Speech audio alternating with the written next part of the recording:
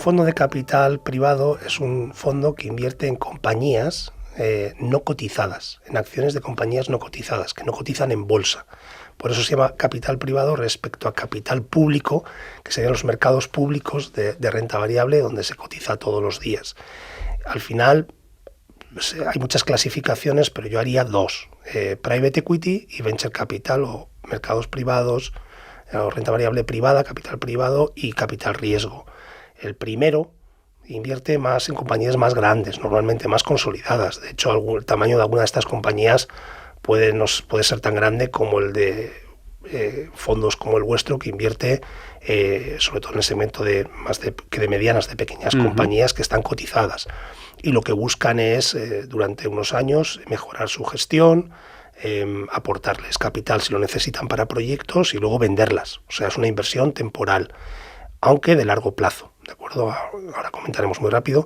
Y el venture capital normalmente invierte en empresas también de capital privado, pero más pequeñas, en una fase más inicial, prometedoras en principio, y se ayuda a su crecimiento y despegue por parte de los gestores de los fondos de capital privado.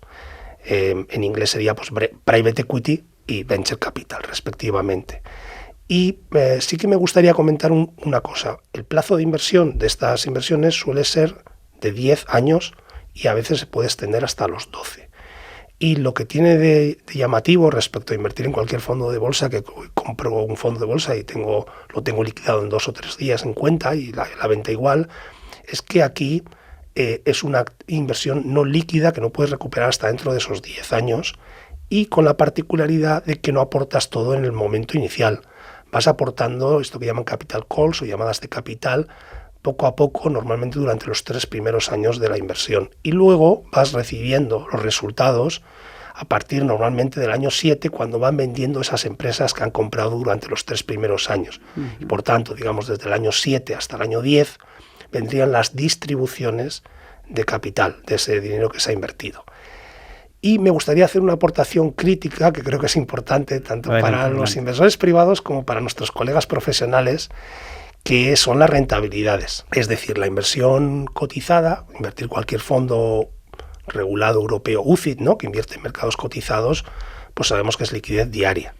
Aquí estamos hablando de una inversión que no vas a recuperar el dinero pues hasta el año 7, 8, hasta el año 10, incluso a veces puede extenderse hasta 12 años. Y lo importante es entender que, bueno, una de las cosas que suele vender el fondo de private equity es mayores rentabilidades que pagarían esa iliquidez. Esto es lo que se llama la prima de iliquidez. Y se viene publicando mucho, es un poco el estándar en la industria, publicar como para mostrar la rentabilidad de estos vehículos, de estos fondos de private equity, de capital privado, lo que llamamos el TIR, o el IRR en inglés. Esta es una de las métricas más utilizadas, también múltiplos.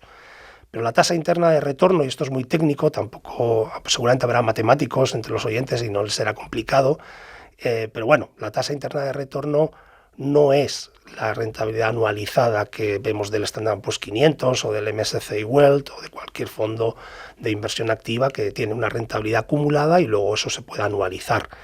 Y se publican, es un tema que un poco me preocupa, se están publicando pues primas de rentabilidad del 5% o más. Es habitual hablar de tires del 15%.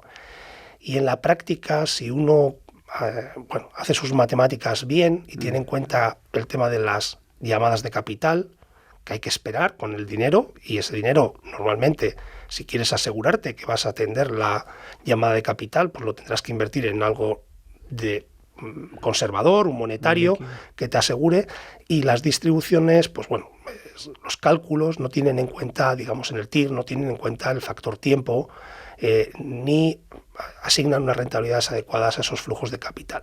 Si se hace bien las matemáticas, me temo que las rentabilidades, y es como se debería hacer también, porque si estamos comparando con mercados públicos, ¿no?, estamos tomando una decisión de invertir en un fondo de bolsa cotizada, ¿no?, un fondo de inversión que invierte en empresas cotizadas, y un fondo de capital privado, pues hay que tener en cuenta la rentabilidad real que uno va a obtener. Y a ver, hay diferentes metodologías, pero lo que estamos viendo consistentemente, si se hacen bien las matemáticas, es que la rentabilidad en promedio, cuidado, es como los fondos de gestión activa, Sí. Hay algunos que pueden tener unos resultados muy superiores a la media y otros muy inferiores, Justo. pero en promedio, que es lo que importa, ¿no? En promedio, pues las rentabilidades desde luego no son para nada ese 15%, son muchísimo más modestas, y lo que se ve es que están en línea con los mercados públicos, cosa que por otro lado realmente tiene sentido, ¿eh? Yo tengo experiencia de haber trabajado para, en o para empresas en el mismo sector cotizadas en bolsa y no cotizadas. Y creo que probablemente habrá muchos oyentes profesionales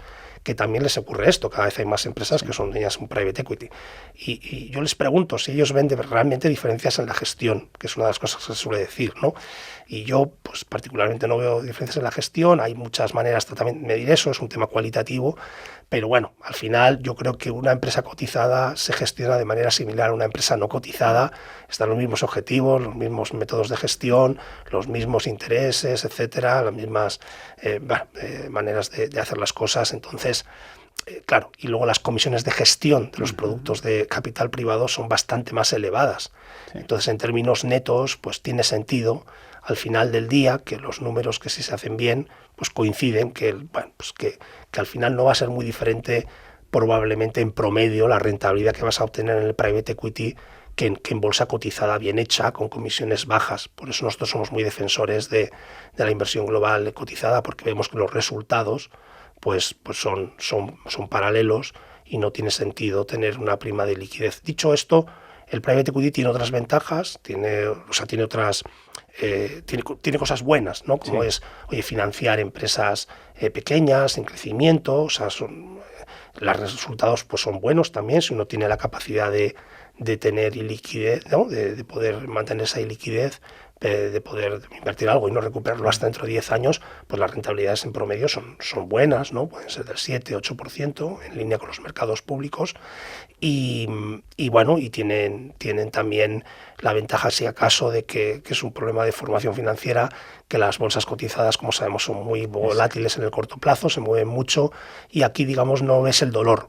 Se valoran las empresas, no hay una valoración en bolsa, se calcula un valor liquidativo pues, mensual, trimestralmente, de las empresas en cartera y digamos que uno no sufre porque no está viendo mover. Y eso también pues puede, psicológicamente, digamos, también es un efecto positivo y te permite también mantener la inversión, no hacer tonterías de comprar y vender si ves que los mercados caen o suben mucho y ese tema también es positivo.